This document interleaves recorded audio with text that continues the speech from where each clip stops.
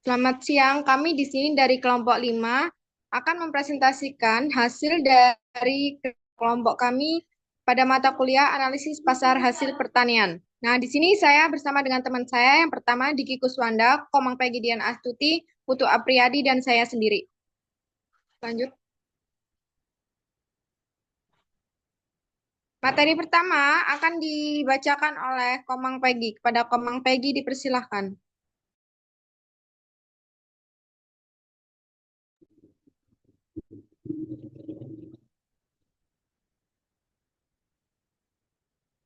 Yang pertama itu analisis efisiensi dan pemasaran kopi terbelakang. Indonesia adalah negara penghasilan kopi terbesar ketiga di dunia.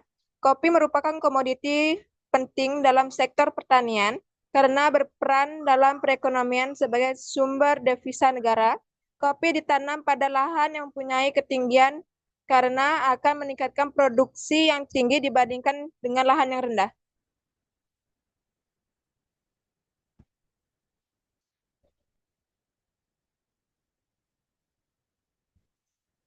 Adapun tujuannya, yang pertama dari jurnal 1, untuk mengetahui bagaimana usaha tani kopi di Kecamatan Pulau Panggung, Kabupaten Tanggamus.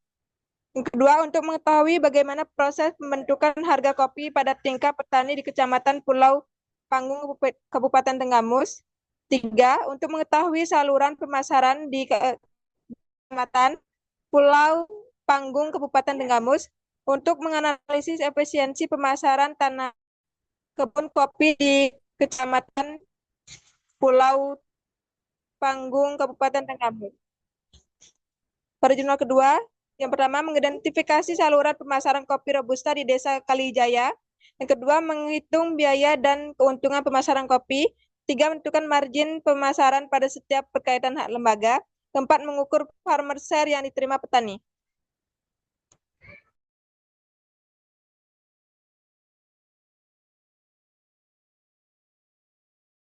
Pada jurnal ketiga, penelitian ini bertujuan untuk mengetahui saluran pemasaran kopi Robusta yang digunakan oleh petani di Pekon Air Kubang, serta untuk menganalisis struktur dan perilaku pasar. Pada jurnal keempat, mengetahui saluran pemasaran biji kopi Robusta di Desa Purwaraja. Yang kedua, menghitung margin, biaya, dan keuntungan pemasaran. Yang ketiga, menentukan besar yang diterima petani. Yang keempat, mengukur efisiensi pemasaran biji.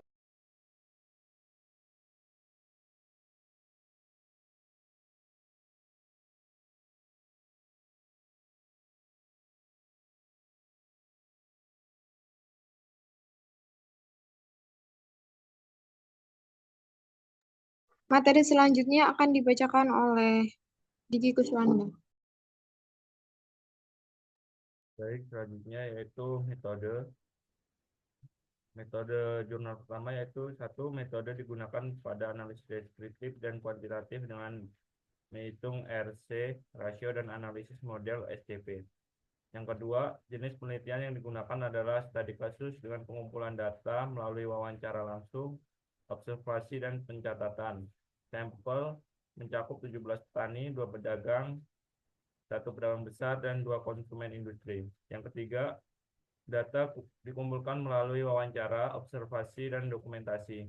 Penelitian ini dilakukan secara proportif sampling dengan 55 petani sebagai responden. Analisis dilakukan secara deskriptif dan kualitatif mengenai saluran pemasaran, struktur pasar, dan perilaku pasar. Yang keempat, survei dengan teknik pengambilan sampel jenuh. Responden terdiri dari 32 orang, termasuk petani, pedagang, pengepul, pedagang besar, dan konsumen industri. Data yang dikumpulkan melalui kuesioner dan analisis secara deskriptif untuk mengidentifikasi saluran pemasaran, margin, biaya, keuntungan, farmer share, dan efisiensi pemasaran.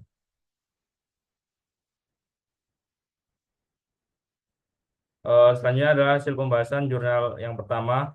Hasil penelitian yang dilakukan terdapat 2 saluran pemasaran yang umumnya dipakai di daerah penelitian. Saluran pemasaran yang pertama yaitu saluran satu tingkat yang memakai perantara pedagang kecil yang ada di desa. Sementara itu untuk saluran yang kedua, saluran pemasaran nol tingkat yang menjual kopi Arabica langsung kepada pedagang besar tanpa melalui perantara pedagang kecil yang ada di desa. yang dapat dilihat dari gambar berikut ini. Yang kedua, zona yang kedua, saluran pertama yaitu petani, yang kedua pedagang pengepul, yang ketiga konsumen. Saluran yang kedua petani, pedagang pengepul, pedagang besar, dan konsumen.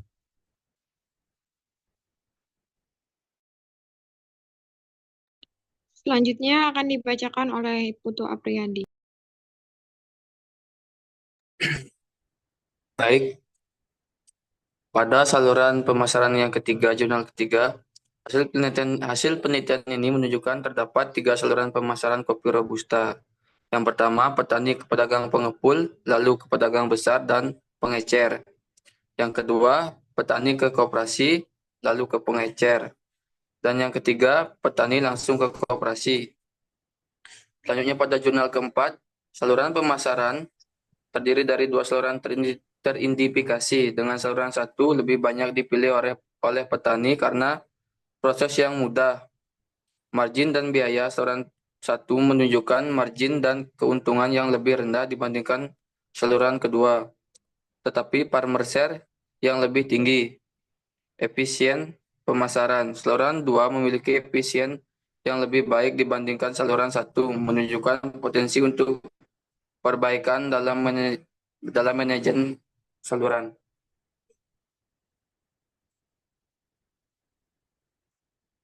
Udah, Cuk.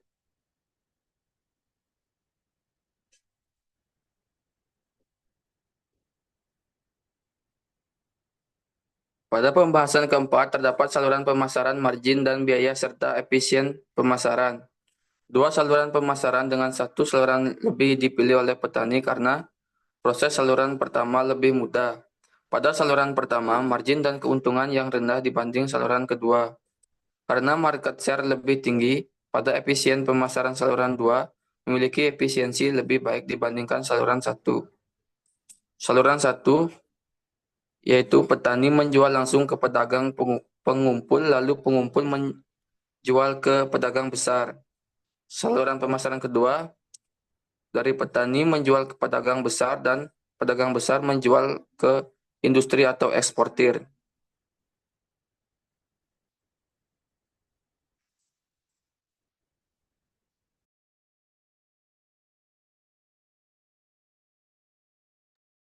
Baik, untuk kesimpulannya itu, petani, pedagang pengepul, pedagang besar, pengecer, dan koperasi merupakan lembaga pemasaran kopi Robusta di Pekon, Air Kubang. Meskipun saluran ketiga lebih efisien, sebagian besar petani lebih memilih saluran pertama karena jarak lebih dekat dan dukungan pinjaman dari pedagang pengepul. Disarankan agar pemerintah meningkatkan kapasitas koperasi untuk bersaing dengan pedagang pengepul dan pedagang pengecer.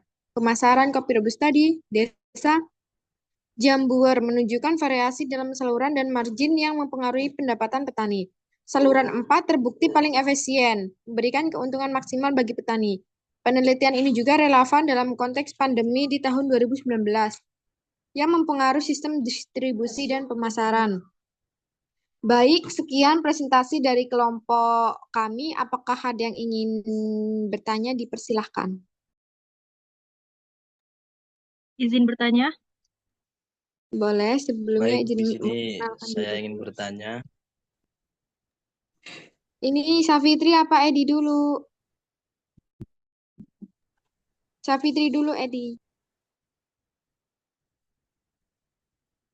Pada Safitri dipersilakan ingin bertanya apa? Sapitron dari kelompok 6. Jadi pertanyaannya, apakah ada solusi untuk meningkatkan efisiensi saluran pemasaran kopi ini? Jika ada, coba sebutkan. Baik, sudah. Baik, pertanyaannya kami tampung dulu ya. Selanjutnya Edi ingin bertanya apa?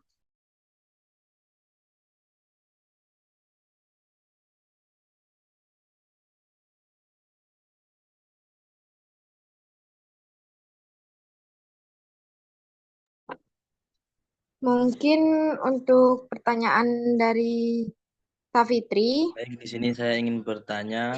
Nama saya Dwi Kurniawan. Kan tadi dijelaskan efisiensi pemasaran kopi. Nah, bagaimana cara untuk mengetahui efisiensi saluran pemasarannya?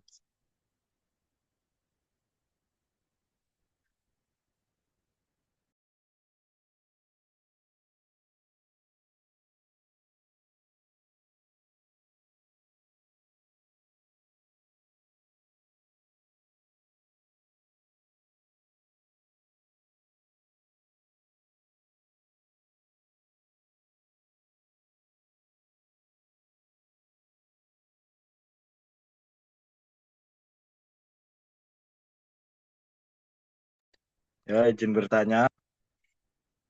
Perkenalkan, nama saya Glenn Yafetsen Kurniasiombing dari kelompok 6. Saya ingin bertanya, apa saja tantangan dalam meningkatkan saluran pemasaran kopi?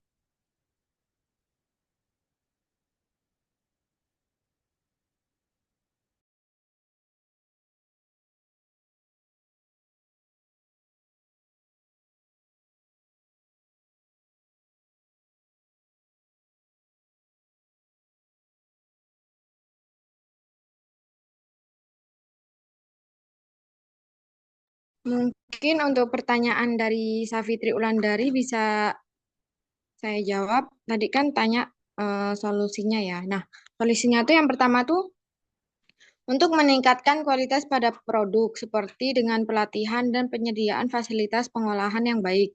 Yang kedua, pemanfaatan teknologi untuk komunikasi terhadap petani dengan pembeli. Yang ketiga, kerjasama dengan pemerintah supaya mendapatkan dukungan kebijakan dari pemerintah. Untuk yang keempat itu pemasarannya secara langsung. Bagaimana Safitri? Apakah sudah cukup? Sudah.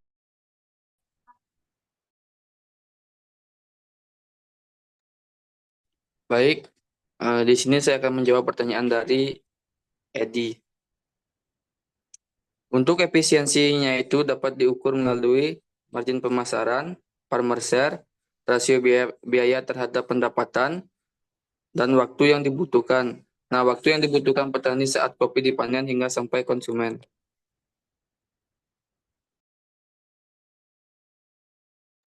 Gimana Edi? Apakah cukup? Cukup. Baik, di sini saya akan menjawab pertanyaan dari Glenn. Tantangan yang dihadapi petani itu yang pertama, kurangnya informasi terhadap petani. Yang kedua, kualitas infrastruktur karena di daerah ini mungkin kurang baik. 3, perubahan iklim.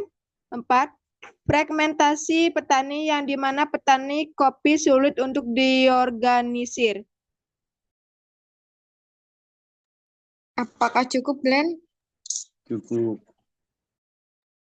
Sekian presentasi dari kami. Saya akhiri. Wassalamualaikum warahmatullahi wabarakatuh. Waalaikumsalam warahmatullahi Waalaikumsalam wabarakatuh. warahmatullahi wabarakatuh.